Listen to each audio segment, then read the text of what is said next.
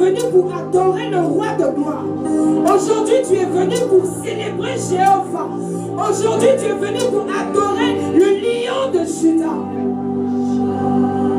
Quand on te demande de prendre 2 minutes pour adorer le roi, prends ces 2 minutes pour toi.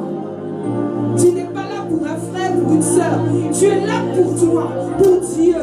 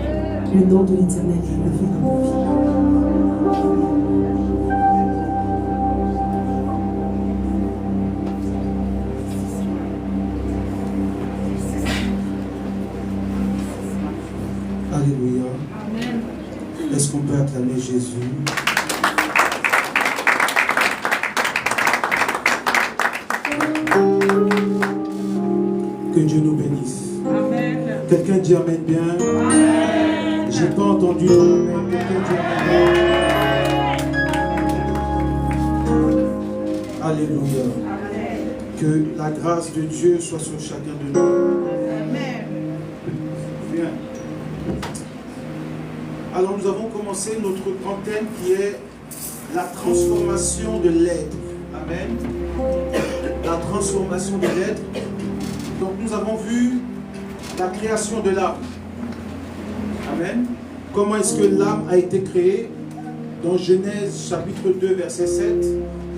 Nous avons vu comment Dieu a pris la terre, il a formé Adam et il a soufflé un souffle de vie en Adam et Adam est devenu un être vivant, donc une âme vivante. Et donc, nous avons vu la chute de l'homme, comment l'homme a perdu la connexion avec l'esprit. Et après, nous sommes arrivés sur la régénération. Quelqu'un dit Amen. Amen. La régénération. Alors, nous avons vu déjà le baptême d'eau. Amen. Donc, qui est le baptême de la repentance. D'accord?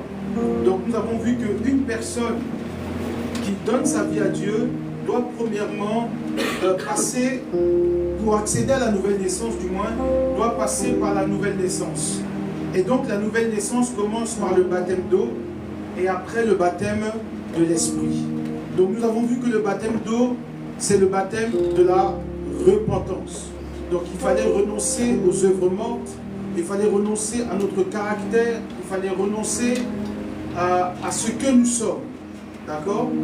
Et donc pour pouvoir entrer dans l'eau du baptême et en ressortir. Et donc c'était la première étape de la régénération. Alors s'il vous plaît, pour ceux qui n'étaient pas là, suivez quand on envoie les liens sur YouTube pour pouvoir comprendre, parce que l'étude va être très longue et à chaque fois je vais survoler, je ne pourrai pas revenir sur l'enseignement qui est passé. Donc nous allons comprendre la nouvelle naissance. Nous avons commencé avec le baptême d'eau et il y a le baptême aussi de l'esprit. Parce que Jésus a dit à Nicodème, si tu ne nais d'eau et d'esprit, tu ne peux entrer dans le royaume des cieux. Donc, on a vu naître d'eau. Donc, naître d'eau, c'est faire mourir la chair. D'accord? Les désirs, les passions, les mauvaises attitudes, le caractère que nous avons doit mourir. Donc, lorsque je me baptise, je dois tuer la chair. Je ne peux pas me baptiser et rester la même personne, avoir le même caractère. Vous voyez, il faut qu'il y ait une transformation. Donc j'ai abandonné mon ancienne vie, donc je ne peux plus vivre encore de la même manière. Pourquoi? Parce que j'ai été baptisé, donc la chair est morte. Alléluia. Donc nous allons continuer et nous allons voir le baptême de l'esprit, comment faire mourir le vieil homme, et nous allons arriver à développer plusieurs thèmes. Après nous aurons la conséquence de la croix. Donc on va y aller pas à pas. Quelqu'un dit Amen. Donc prenons Matthieu chapitre 3 rapidement. Verset 1, on va lire et après je vais commencer l'enseignement, on va reprendre là où on s'est arrêté.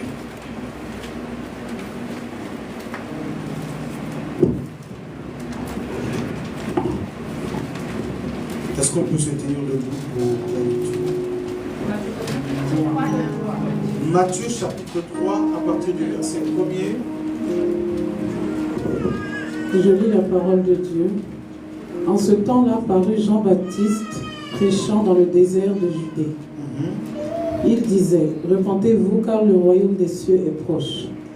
Jean est celui qui avait été annoncé par Ésaïe, le prophète, lorsqu'il dit, c'est ici la voix de celui qui crie dans le désert.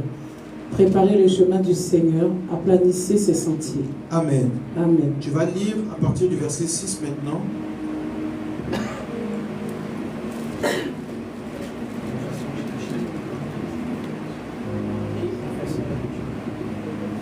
Et confessant leurs péchés, ils se faisaient baptiser par lui dans le fleuve du Jourdain.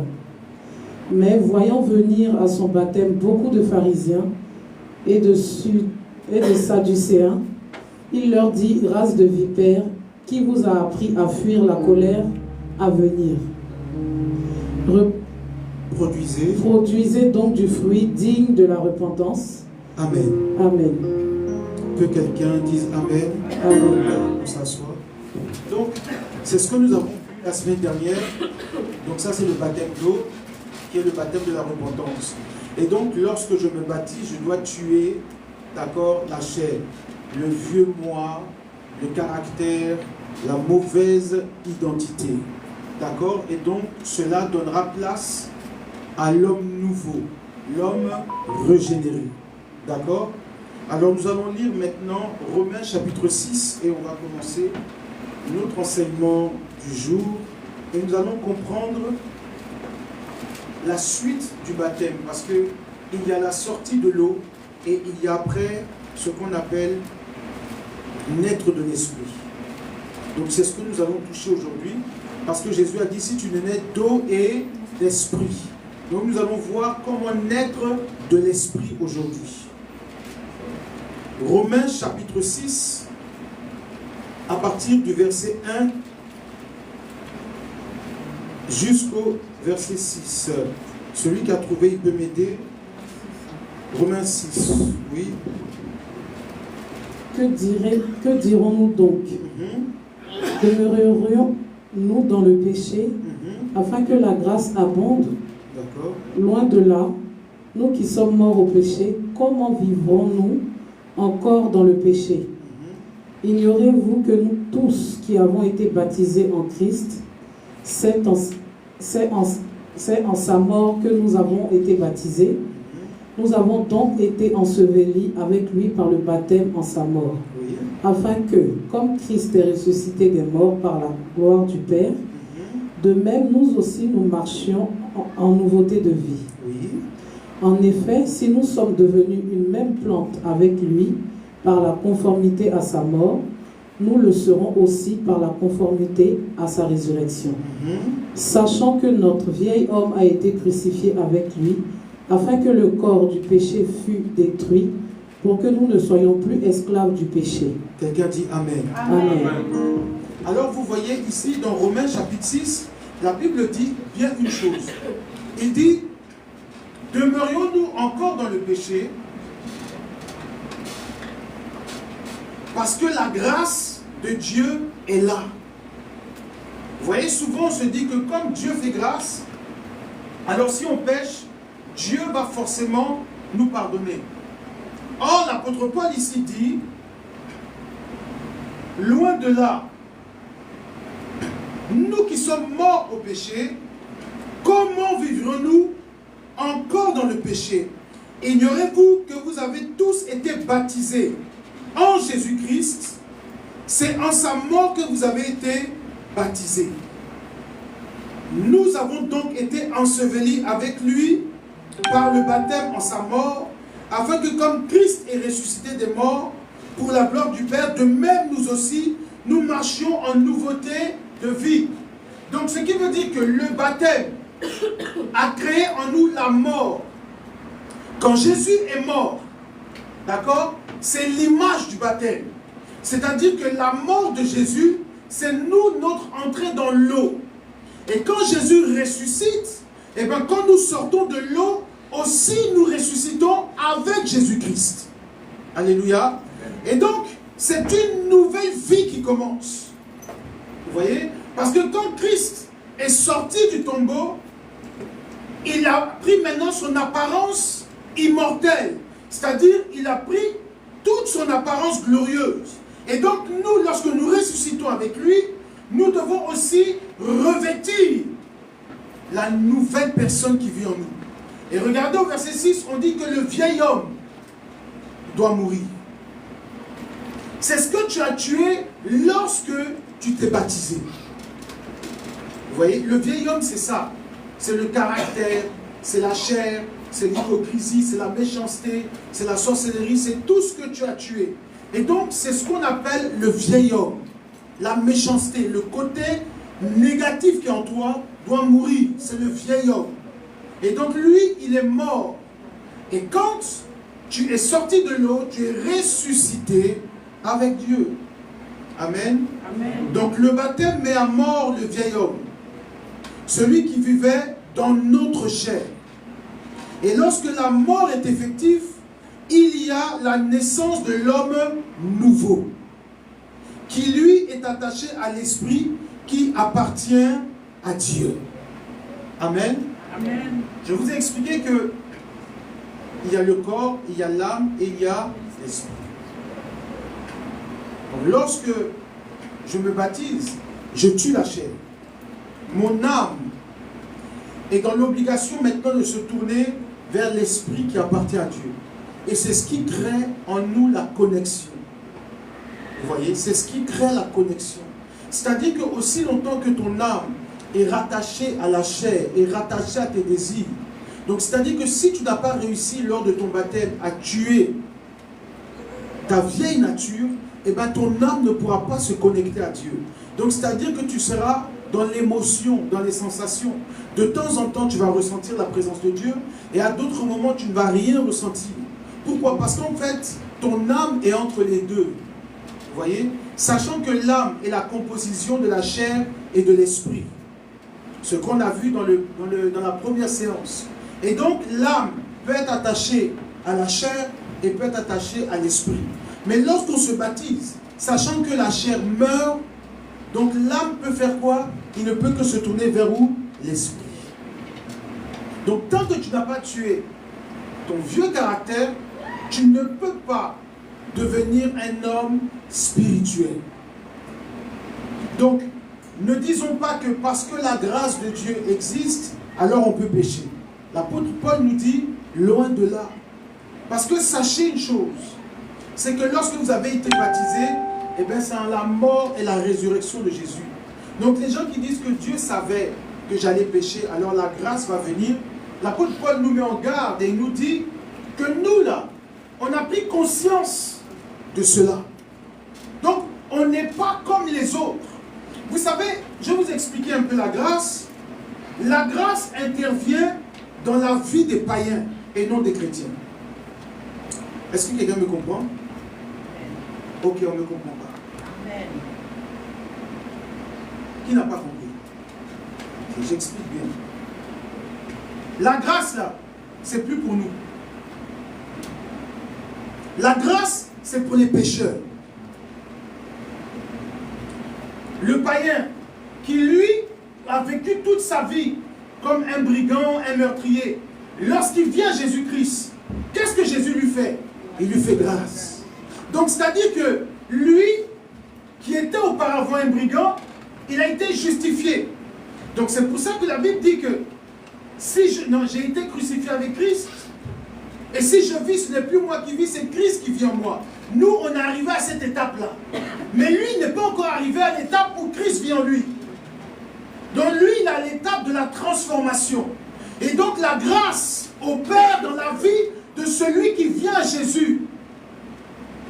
Alléluia. Amen. Donc lui, quand il arrive, la première des choses, Dieu le lave, Dieu le purifie, Dieu le pardonne, Dieu le restaure. C'est la grâce de Dieu. Dieu ne regarde même pas ce qu'il a fait dans son passé. Vous voyez? C'est pour ça que la Bible dit, si quelqu'un est en Christ, il est une nouvelle créature. Donc quand quelqu'un arrive en Christ, il passe à une autre vie. Et donc lorsqu'il passe à une autre vie, là maintenant il devient une nouvelle créature. Donc il a été gracié. Donc écoutez-moi, quelqu'un qui est en prison, il reçoit la grâce. Amen. Dites-moi, est-ce qu'il a le droit de refaire les mêmes choses qu'il a envoyées en prison parce qu'il a été gracié? Non. Donc la grâce est sur lui.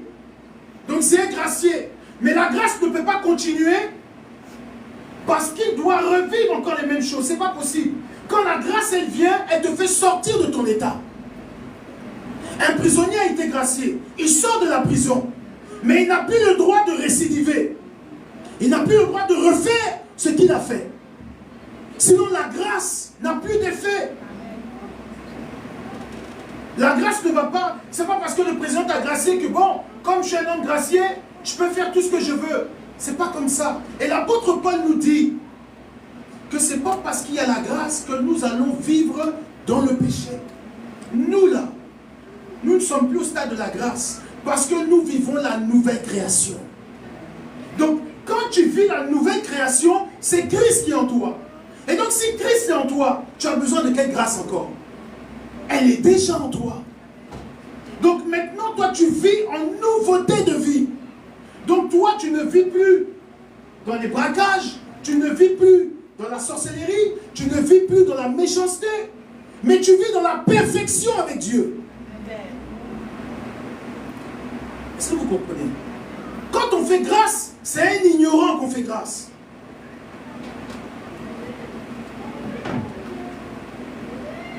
Je vais vous expliquer ça après et on va comprendre pas à pas. Parce qu'il faut qu'on arrive à assimiler toutes ces choses. Parce que les chrétiens, ils vivent une vie désordonnée et ils pensent que comme la grâce de Dieu existe, alors on peut se permettre de faire n'importe quoi et Dieu va nous pardonner. Alors quand nous lisons dans Hébreux 10, verset 26, prenons Hébreux 10, 26, nous allons paraphraser parce que l'enseignement nous amène dans beaucoup d'endroits. Hébreux 10, verset 26, nous allons un peu courir et nous allons lire pour comprendre pourquoi l'apôtre Paul dit ça. Hébreux 10, 26. Oui. Car si nous péchons volontairement, après avoir reçu la connaissance de la vérité, il ne reste plus de sacrifice pour les péchés. Il ne reste plus de sacrifice pour les péchés. Ça veut dire quoi? Ça veut dire en fait que la grâce est quoi? Épuisée. C'est épuisé. Donc quand on se dit que non, dans tous les cas, Dieu va me pardonner, En fait, on se tire une balle dans le pied. Parce que là, tu es conscient. La Bible dit celui qui pêche volontairement. Ça dit, il sait, mais il fait quand même. Donc ça veut dire que c'est un affront vis-à-vis de Dieu. Ça dit que quelque part, c'est une moquerie. C'est comme un enfant, son père ou sa mère lui dit non, et il fait quand même, il dit, oh, ce qui est sûr, il va me pardonner après. Attendez, qu'est-ce que tu vas dire à ton enfant? Tu vas dire que tu te moques de moi. C'est ça en fait. Ça dit que l'homme que nous sommes, régénérés, qui avons reçu Christ en nous, on ne peut plus se comporter comme ne l'ayant pas connu. C'est ça la différence. Ça veut dire que toi aujourd'hui, tu as le Saint-Esprit en toi, donc tu ne peux pas vivre comme n'ayant pas Dieu dans ta vie. Tu ne peux pas vivre dans le péché et dire que Dieu va me pardonner. Tu te moques de celui qui vit en toi. Tu te moques de lui. Donc on a besoin de prendre conscience de ce que Dieu attend de nous. Alléluia. Amen. Prends avec moi Colossiens chapitre 3, versets 8 à 9. Naître de l'esprit. On va y arriver. Nous sommes au stade où on doit tuer la chair. On doit tuer la mauvaise nature. Mais on doit arriver à naître de l'esprit, oui. Colossiens chapitre 3, versets 8 à 9.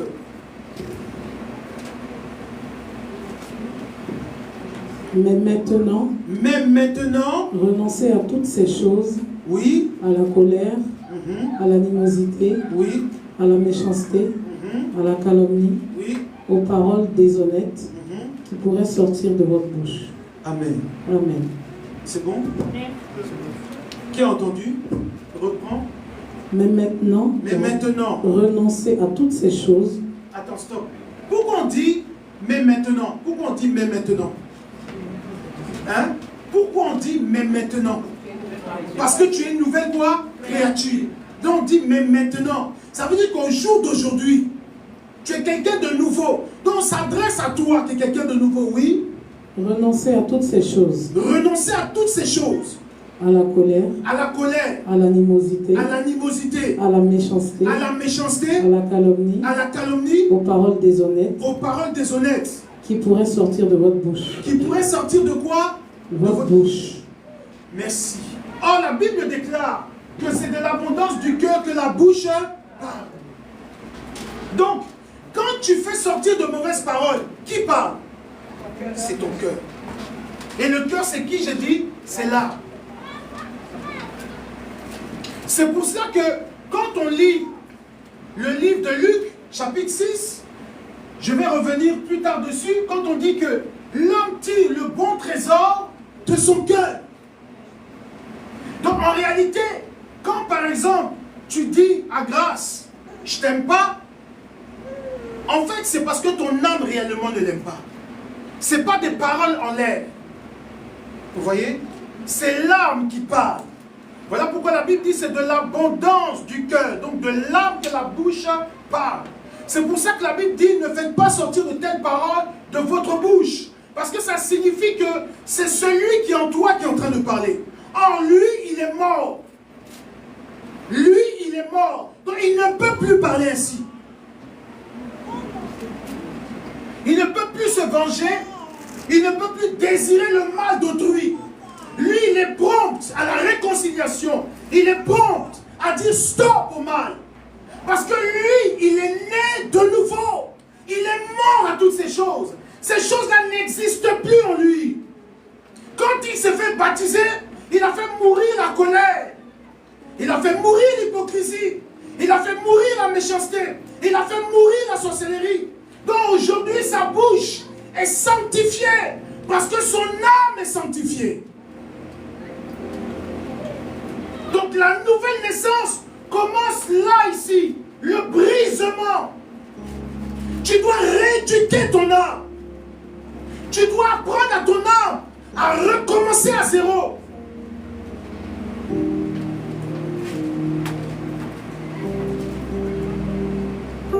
C'est ça la nouvelle naissance. baisser les armes. Souvent, on pense que tu es faible. Mais tu es fort spirituellement. Quelqu'un ne m'a pas dit amen.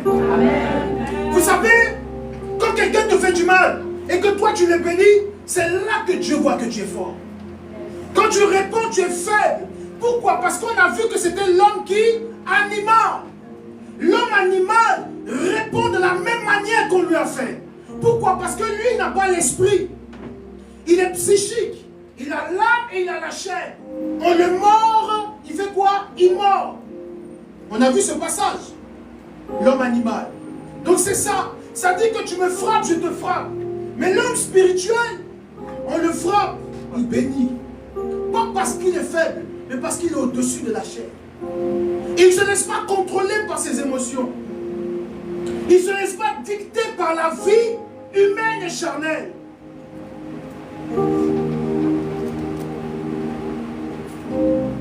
C'est un état. Sinon, nous tous, on a la bouche. Nous tous, on a la force. Tu fais un commerce, tu fais une activité, et tu te dis, je vais un peu tricher. Est-ce que tu es obligé de tricher? Est-ce que Dieu qui est en toi ne peut pas produire quelque chose d'excellent afin que tes affaires se fructifient sans que tu aies besoin de frauder? C'est-à-dire qu'on se dit que non, la France, c'est trop compliqué quand tu dis la vérité. Alors tu as des problèmes. Mais nous, on perd dans la vérité et Dieu nous justifiera. On n'est pas obligé de tricher. On n'est pas obligé de mentir. Arrivé un moment, il faut se dire stop. C'est vrai, on a fait des bêtises, on a fait des choses. Mais maintenant, il faut qu'on arrête un peu, on se range. Il faut qu'on y arrive. Alléluia. Ça, c'est important. On doit arriver à cette nature de changement total. Je dois mettre fin au règne de la chair. Je dois mettre fin. Dis avec moi, je dois mettre fin à ce règne-là. Tu n'as pas envie de parler avec Dieu. Tu n'as pas envie d'entendre des mélodies célestes dans ton esprit, entendre la voix de Dieu. Mais toi, tu écoutes les chamailleries, les trucs inutiles. Ça pollue ton esprit. Prends avec moi Colossiens 4, versets 2 à 6. Notez les références aussi si vous voulez, c'est important. Colossiens chapitre 4, versets 2 à 6. Persévérez dans la prière. Veuillez-y avec action de grâce. Priez en même temps pour nous, afin que Dieu nous ouvre une porte pour la parole, en sorte que je puisse annoncer le mystère de Christ, pour lequel je suis dans les chaînes, et le faire connaître comme je dois en parler. Conduisez-vous avec sagesse envers ceux du dehors et rachetez le temps. Que votre parole soit toujours accompagnée de grâce, assaisonnée de sel, afin que vous sachiez comment il faut répondre à chacun. Alléluia. Reprends-moi le verset 6. Que votre parole soit toujours accompagnée de grâce. Stop. Que votre parole, que votre discours soit toujours accompagné de quoi? Grâce. Comment on parle avec grâce? Douceur. Douceur. Guéguette. Douceur. Amour. Amour. Avec bienveillance. Voilà, parlez comme la prophétesse. Oui. Assaisonné de sel. Assaisonné de quoi? Sel. Oh, c'est magnifique. Oui. Afin que vous sachiez comment il faut répondre à chacun. Comment il ne faut pas répondre à chacun. Ça, c'est l'homme nouveau. Ça, c'est l'homme nouveau. Né de nouveau. Ça dit que, avant de répondre, il réfléchit. Il parle avec douceur. Il met du sel. Ça dit que je connais Mano. Je sais que si je dis ah Mano, elle va crier ah. Parce que je sais que Mano c'est tac au tac. Donc quand je vais voir Mano, ma chérie, ça va? tu as passé une bonne journée. Là, tu vas sourire. Donc si tu sais que Manuel aime ça, fais ça. Ou bien évangéliste. C'est pas ça. Il transmet. Amen. Donc, vous savez, c'est ça en fait. L'homme nouveau, il sait parler aux gens.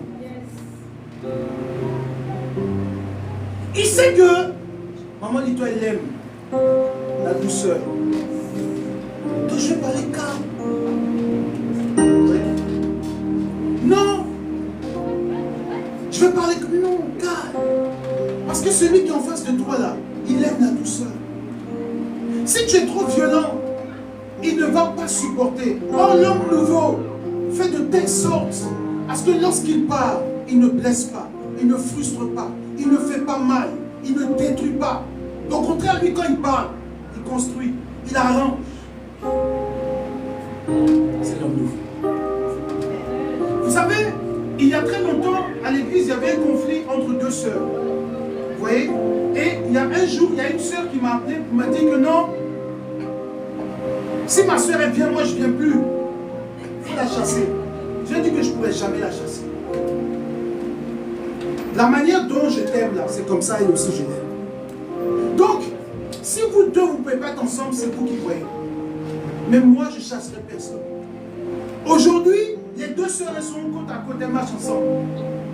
Récemment, elles m'ont invité à un mariage. Bon, si moi maintenant j'avais chassé l'autre, on dit que comme j'ai pris parti pour l'autre, bon maintenant, le jour de la réconciliation, moi il m'assoit où? Donc moi il m'assoit où? Je leur ai dit que moi, ce qui se passe, c'est pas à mon niveau. Moi mon devoir c'est de vous aimer. J'ai assaisonné mon discours avec un peu de sel. Je leur ai dit je vous aime. Je vous aime, c'est tout. C'est le discours qu'un enfant de Dieu doit avoir. L'amour. Le reste là, c'est pas ton niveau. Quelqu'un m'a pas dit amen.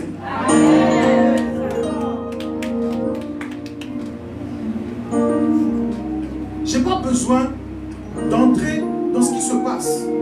C'est pas mon niveau. Moi je dois vous aimer. Assaisonne ton discours. Parle avec l'esprit. Mets un peu de sel. C'est-à-dire que fais de telle sorte que quand tu parles, ce soit appréciable dans nos oreilles. Tu me parles. Quand j'entends, ça me fait mal. Parle-moi avec douceur. Amen. Amen. Maman Simone, elle n'aime pas la violence. Quand tu parles, parle doucement. Elle va te comprendre. Quand tu parles vite, elle te regarde, elle ne comprend pas. Elle ne comprend pas. C'est ça. L'amour, c'est bon. Amen. Dis avec moi l'amour. L'amour, c'est mieux. La guerre, là, ça fait dépenser l'énergie. C'est vrai ou faux?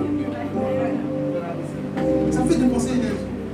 Quand vous voyez actuellement la France est en guerre avec des pays bizarres là, nous tous on connaît. La France n'est pas dans le problème aujourd'hui. Alors que si la France avait cherché à calmer, comme on dit chez nous le bonbon, on serait bien. La guerre là, ça fatigue.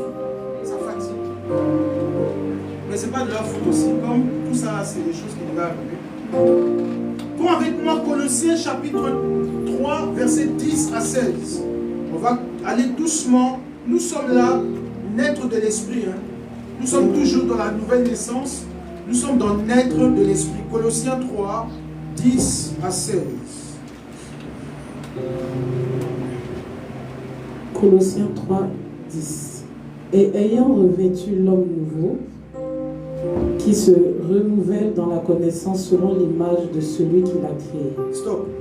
Ayant revêtu l'homme nouveau, qui se renouvelle dans la connaissance. Comment on se renouvelle dans la connaissance? Dans la parole de Dieu. C'est ce que nous sommes en train de faire. On est en train de se renouveler. Donc c'est-à-dire que spirituellement, c'est un habillage. Oui. Il n'y a ici ni grec, ni juif, ni circoncis, ni incirconcis, ni barbare, ni stiche, ni esclave, ni libre, mais Christ est tout et en tous. Amen. Stop. Ici, là, il n'y a pas Congolais, il n'y a pas Camerounais, il n'y a pas Ivoirien, il n'y a pas Français, il n'y a pas Chinois, mais il y a des chrétiens. Est-ce que quelqu'un me comprend? C'est ce que ça veut dire. Il n'y a ni juif, ni grec, ni truc, mais tous en Christ. Donc, à la fin du culte, non, comme papa Fabien lui parle toujours lingala avec maman Hélène, on ne peut pas les approcher. Ils vont parler français forcément. Sinon, nous tous, on va rentrer dans Eza. Soit ils nous apprennent lingala ou soit on parle français. Amen. Donc, il n'y a pas, non, les Camerounais, on va parler comme à Yaoundé ici. Non, il n'y a pas, non, on est tous des frères en Christ. Il n'y a pas de différence. En fait, ce qu'il faut comprendre, c'est que quand nous sommes en Christ, arrêtons de voir la couleur de peau, l'origine, la nationalité. Tout ça, ce n'est pas un problème. Ce sont des barrières qui sont brisées. On peut vivre ensemble et être heureux ensemble. Amen. Pourquoi? Parce qu'en fait, nous avons un même code pénal qui est la Bible, qui dit aimons-nous les uns les autres. C'est tout.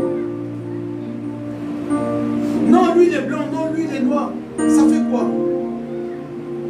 Vous savez, un jour mon fils, Nathan m'a dit quelque chose qui m'a fait plaisir. Vous avez vu la polémique sur Jésus? On dit que Jésus est noir, qu'ils ont trouvé des vraies images de Jésus. Il est blanc. Vous savez ce qu'il m'a dit? Il m'a dit dans tous les cas, qu'il soit noir ou blanc, ça change quoi? On s'en fout. Il dit, c'est ça, il dit, on veut prouver que Jésus est noir, on veut prouver que Jésus est blanc. Mais en réalité, qu'il soit noir ou blanc, ça change quoi à notre vie? Ça change rien. Donc il a dit qu'il soit blanc, qu'il soit noir, c'est mon Dieu, point barre. Vous comprenez? Ça dit qu'en fait, on doit arriver à ce niveau-là. Moi, je ne comprends pas les polémiques, non, il était noir, mais qu'il soit noir, qu'il soit blanc, il nous a sauvés, c'est l'essentiel. Alléluia. C'est en fait, c'est à ce niveau-là que l'homme spirituel arrive. Il n'y a plus de frontières. Vous voyez souvent les gens étaient fiers. Non, Jésus c'est un noir. Donc comme Jésus c'est un noir, ça va faire quoi? Donc tu vas passer quoi? Donc tu vas passer premier au ciel. Donc les blancs seront derrière. Qu'il soit blanc ou noir, c'est des actes qui te justifieront, vrai ou faux. Donc ça nous importe. Ça nous importe. Vous voyez en fait l'homme, il essaye d'envoyer la religion ailleurs. Il essaye de détruire. Voilà pourquoi les gens ne croient plus en notre Dieu. Parce qu'en fait, nous, on essaye de créer quelque chose qui n'a pas lieu d'être. Je vais vous dire quelque chose. Dieu se révèle comme il veut. Il peut se révéler à toi noir. Il peut se révéler à toi blanc. Il peut se révéler à toi de telle manière. C'est lui qui choisit. Il fait comme il veut. Dieu est Dieu. Ce n'est pas un homme. Comprenez, ce n'est pas un homme.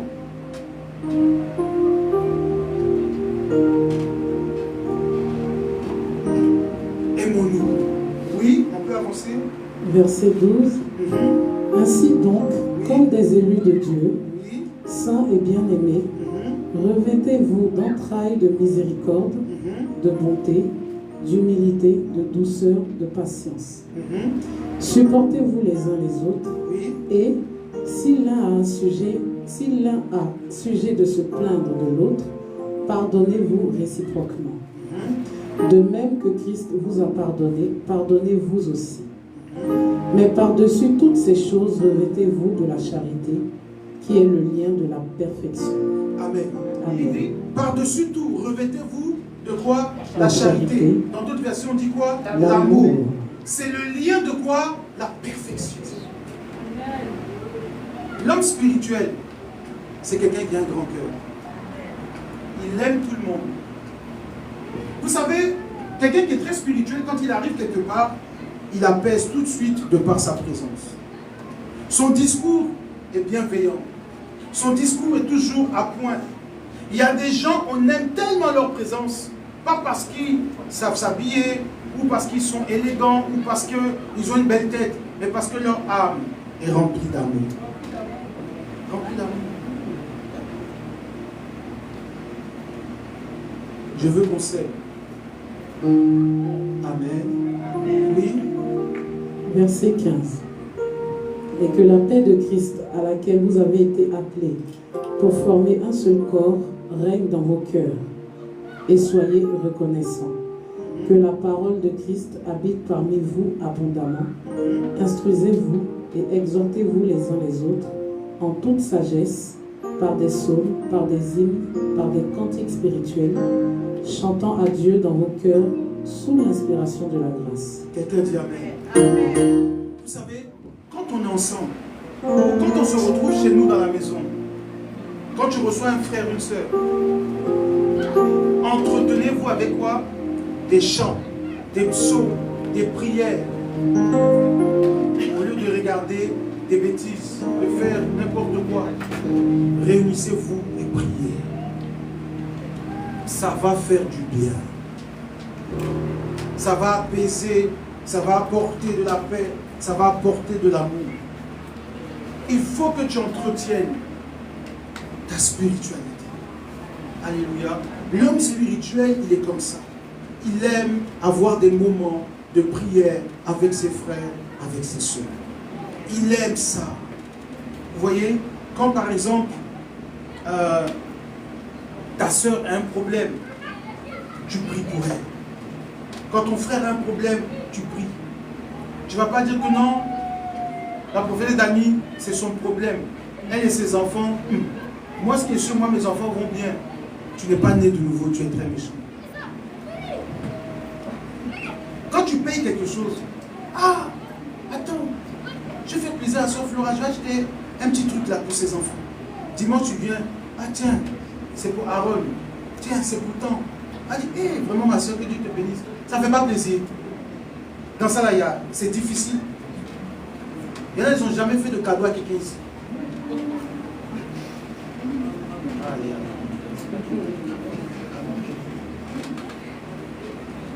Aimons-nous, aimons-nous. Amen. Amen. Tu vas, comme toi tu connais là où on paye les belles chemises. Quand tu payes deux. Tu payes un pour toi, tu donnes un pour Abraham. Il paye la chemise d'Abraham. Même couleur comme ça. Lui et moi, on portait ça en uniforme. Amen. Amen. Ça fait plaisir, ça ne fait pas plaisir. Pourquoi? Parce qu'en fait, on s'aime mutuellement. On se fait des cadeaux, on entretient la fraternité. Regardez, la Bible dit, si tu aimes simplement que ton frère ou ta soeur, tu n'as pas accompli la volonté de Dieu. Tu n'as rien fait. Quand tu dis non, moi j'ai l'amour, et puis que tu aimes que la prophétesse, tu marches avec elle, mais tu n'as rien fait. Va aimer David. Dis à David, tu habites où? Ce week-end, on vient chez toi. Tu prépares un bon foutu, une sauce graine. Tu dis, David, aujourd'hui, tu as mangé piment. Il mange, il est bien rassasié, il dit, ah, vraiment, la soeur m'a visité. C'est ça, en fait, la fraternité. Mais le problème aujourd'hui, le monde est tellement perverti que tu vas aller chez le frère David, on va dire, voilà, elle veut du frère. C'est-à-dire qu'on ne peut plus s'aimer simplement. Non, j'ai vu la sœur Christelle avec un monsieur à la gare, c'est son gars. Forcé. Donc elle n'a pas d'amis garçon. Non, on a vu Manu à la gare de triage. Elle n'était pas avec son mari. Pourtant son mari travaille à triage. Elle sait quoi avec lui? Mais attends. Donc ça dit que Manu ne peut pas évangéliser quelqu'un. Non, comme elle causait fort avec lui, ses rendez-vous, elle lui a donné. C'est quoi ça? Elle est née de nouveau. Si vous la voyez, c'est qu'elle évangélise. Non, mais en fait, cette mentalité-là, il faut qu'elle nous quitte. Quelqu'un dit amen. Ça dit qu'on regarde.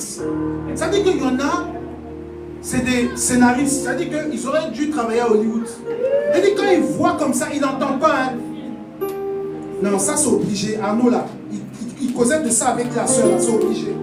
C'est que tu ne sais pas de quoi il causait, mais c'est que tu as vu, et puis regarde comment il a mis son bras. Ça dit que tu es là, dans ta tête là, ça va 100 à l'heure. Alors que c'est même pas de ça qu'il s'agit. Soyez régénérés dans votre esprit. On est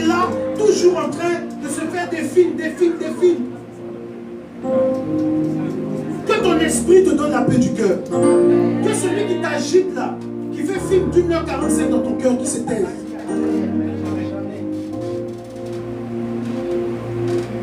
On doit arriver à cette maturité.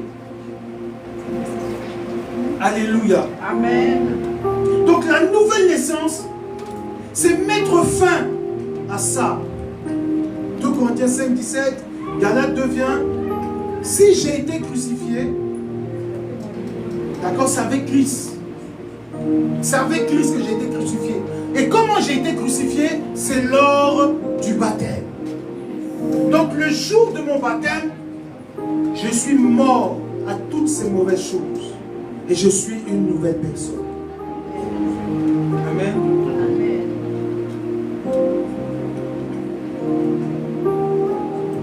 Donc, la Sarah de 2020, ce n'est pas la Sarah de 2025.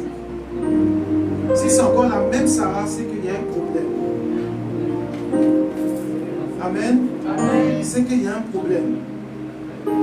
On doit arriver au changement. Mets ta main droite sur ta tête, dis avec moi au nom de Jésus. Au nom de Jésus. À partir d'aujourd'hui, ma transformation commence. Ma guérison commence. Au nom de Jésus-Christ.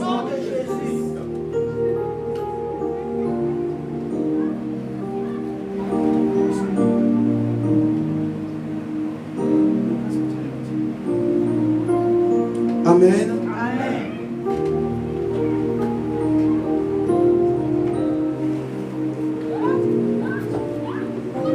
Prends avec moi Romains chapitre 1, verset 9.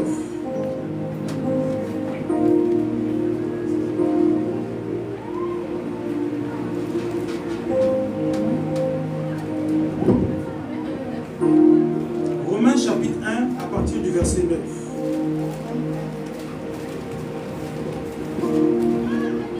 Romains 1, 9.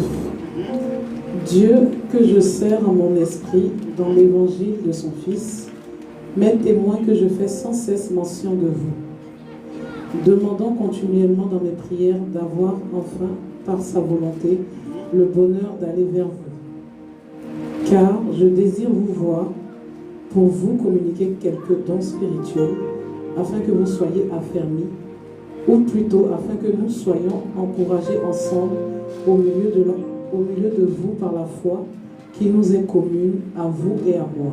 Quelqu'un dit Amen. Amen. Amen. Amen. Donc je veux aujourd'hui que tu communiques à quelqu'un un esprit nouveau. C'est-à-dire que toi qui es né de nouveau, toi qui vis la nouvelle naissance, toi qui es régénéré, donc toi qui es mieux que l'autre, tu dois l'emmener à cette perfection. Amen. Tu dois l'emmener à cette vie. Tu dois l'emmener à cette nature. Amen. On doit demeurer fait en Jésus-Christ. Tu dois encourager un frère. Tu dois encourager une soeur. Quelqu'un qui s'est affaibli dans la foi. Quelqu'un qui s'est affaibli dans sa marche. Tu dois l'encourager. Tu dois être celui qui aide les plus faibles. L'homme nouveau emmène les gens à cette nouveauté et à cette régénération. Amen. Quelqu'un me dit Amen. Si tu veux rester spirituel, il faut que tu exerces ton âme à la piété et se tourner vers les choses de l'esprit. Quelqu'un qui est né de l'esprit doit toujours exercer son âme à la piété, c'est-à-dire à la prière, c'est-à-dire à la lecture de la Bible, c'est-à-dire à la méditation. Alléluia. On doit emmener notre âme à cette grandeur. Alléluia. Prenez avec moi 1 Timothée 4, verset 8 et prenez Galates 6, verset 7 à 10. 1 Timothée 4, verset 8. Nous allons lire.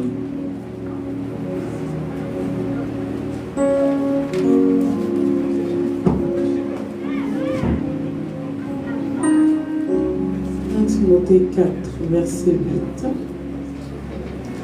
Exerce-toi à la piété. Exerce-toi à la piété. car l'exercice corporel est utile à peu de choses, Oui. tandis que la piété est utile à tout. Ayant la promesse de la vie présente, Amen. Tu peux reprendre. exerce-toi à la piété, Exerce-toi à la piété, car l'exercice corporel est utile à peu de choses, car l'exercice corporel est utile à peu de choses. C'est quoi l'exercice corporel? Exercice corporel.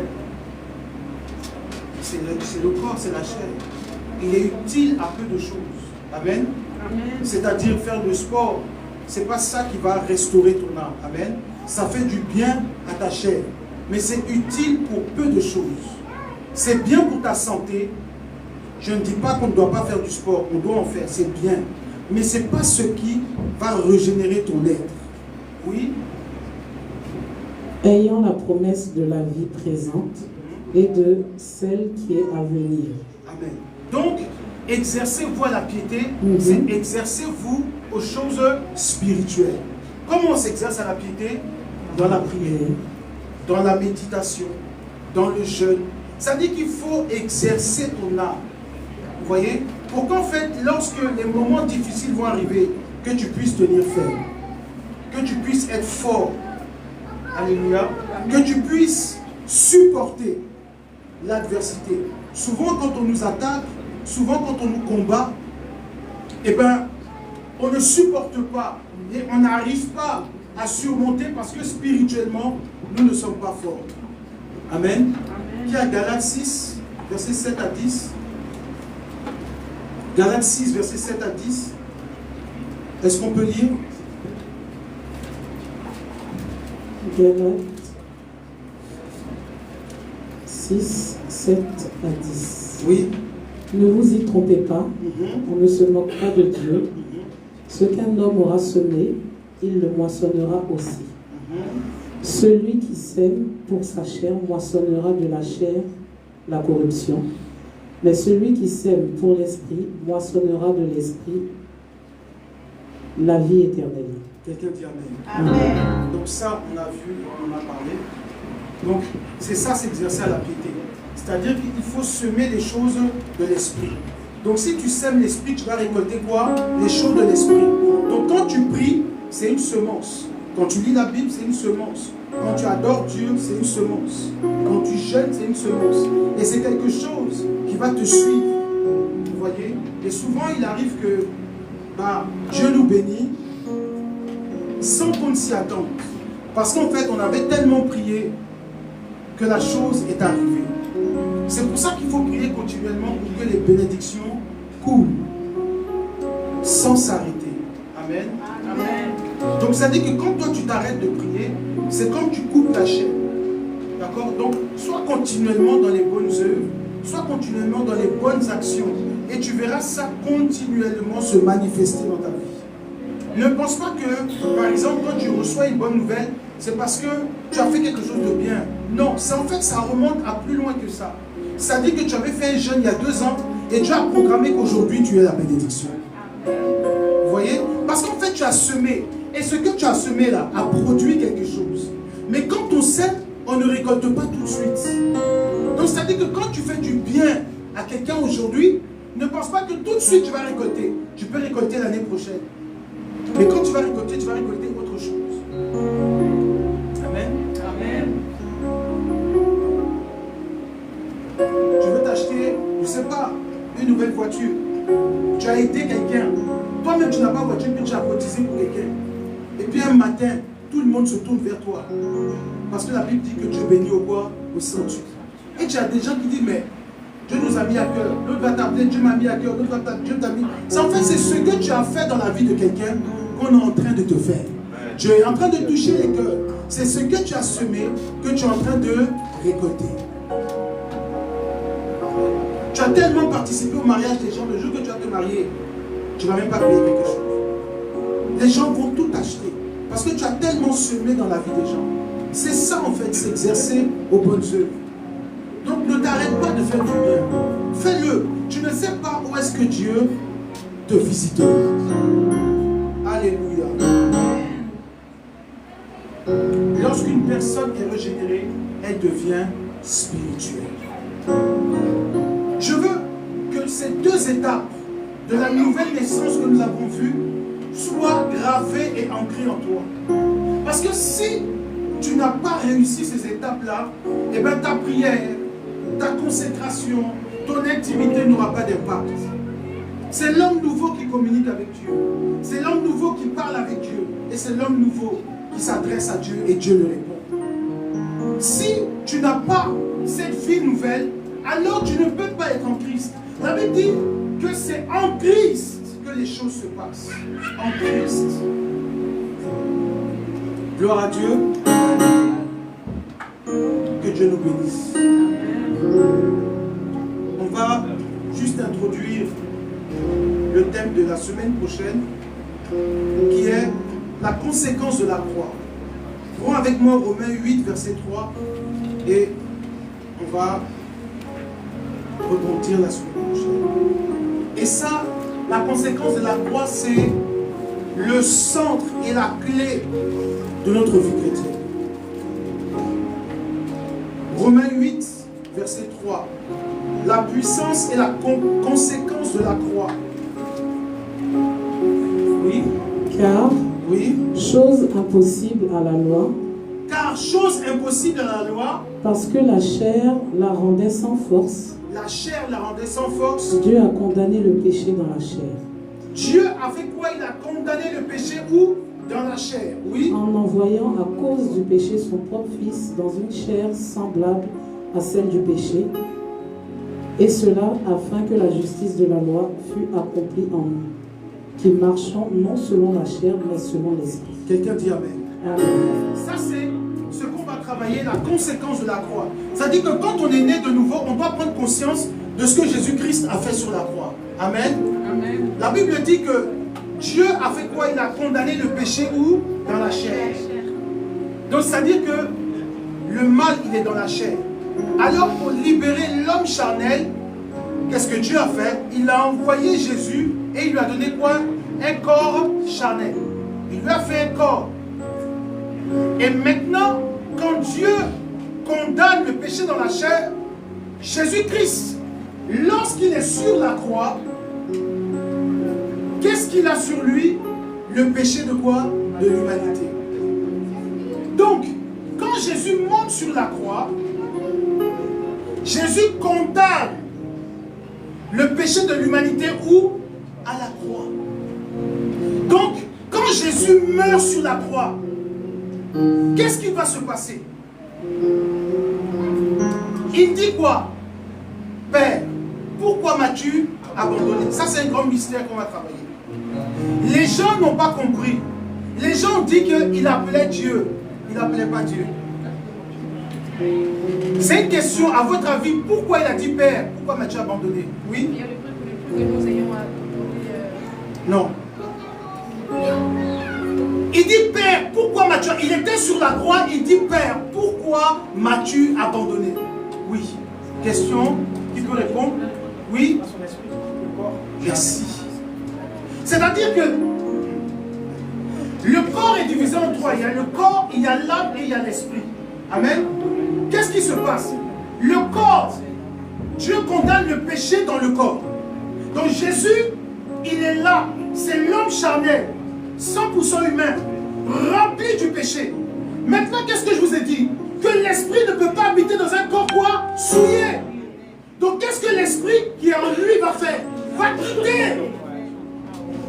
Et quand Dieu quitte le corps, qui parle? C'est l'âme. Donc c'est le corps charnel qui dit, pourquoi m'as-tu abandonné? Parce que là, à ce moment-là, Dieu n'était plus dans le corps. Parce que Jésus est le corps que Dieu emprunte. Donc Christ habite en Jésus. Mais lorsque Christ quitte Jésus, Jésus dit, pourquoi m'as-tu abandonné? Je ne sens plus Dieu en moi. Et c'est là que la mort, la colère, la souffrance, l'hypocrisie, l'immoralité, la masturbation, la pédophilie a été clouée à la croix.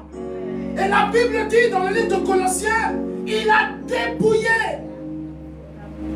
les autorités, les principautés. À la croix, il a vaincu.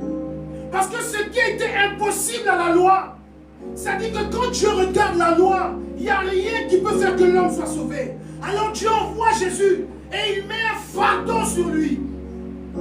Nous allons lire Ésaïe 53 la semaine prochaine et vous allez voir. Quand on dit, Jean-Baptiste a dit, voici l'agneau de Dieu qui ôte le péché du monde. L'agneau était là à la croix. Et Ésaïe 53 nous dit, qui a cru au bras de l'Éternel qui s'est détaché? Et quand vous lisez la suite, vous comprenez que le sacrifice de Jésus-Christ a été prophétisé par Ésaïe. La croix est le socle de notre vie chrétienne. Sans la croix, il n'y aurait jamais la régénération, jamais la nouvelle vie, jamais la vie éternelle, jamais. Chose impossible à la loi. Mais la croix l'a faite.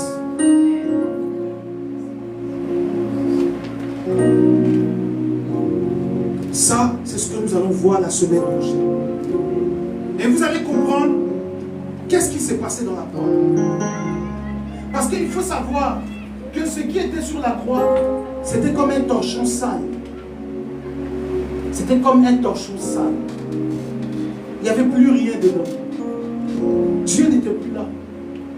C'était uniquement la chair qui était là. Et cette chair-là, elle est morte sur la croix pour que tu sois sauvé. Amen. C'est ce qu'il faut comprendre. C'est-à-dire que, regardez un peu comment Dieu est organisé. Il descend, il prend un corps. Mais il sait qu'il ne peut pas rester dans ce corps parce que dans ce corps, il va condamner quelque chose. Donc il prend le péché de l'humanité et il le met dans son corps. Quand il monte sur la croix, à ce moment-là, rempli de tous nos péchés, tout ce qui est mauvais, ignoble, l'esprit le quitte parce que Dieu est saint. Et c'est là qu'il a senti pourquoi m'as-tu abandonné. Et c'est maintenant que Jésus, qu'on appelle le Fils de l'homme, va sentir le poids. Et à partir de là, il va faire quoi? Il va rendre l'âme. Pourquoi? Parce que sans l'esprit, l'âme ne peut plus vivre. C'est pour ça que quand les gardes l'ont piqué, la Bible déclare qu'il était déjà quoi? Mort. Puisque c'est l'esprit qui donne la vie. Et donc à ce moment-là, il ne pouvait plus rester en vie. Et donc c'était un cadavre. Et donc imagine le prix qu'il a payé. Il a tout pris là, sur la croix. Que Dieu nous bénisse. C'est ce que nous allons voir la semaine prochaine. Acclame Jésus de Nazareth.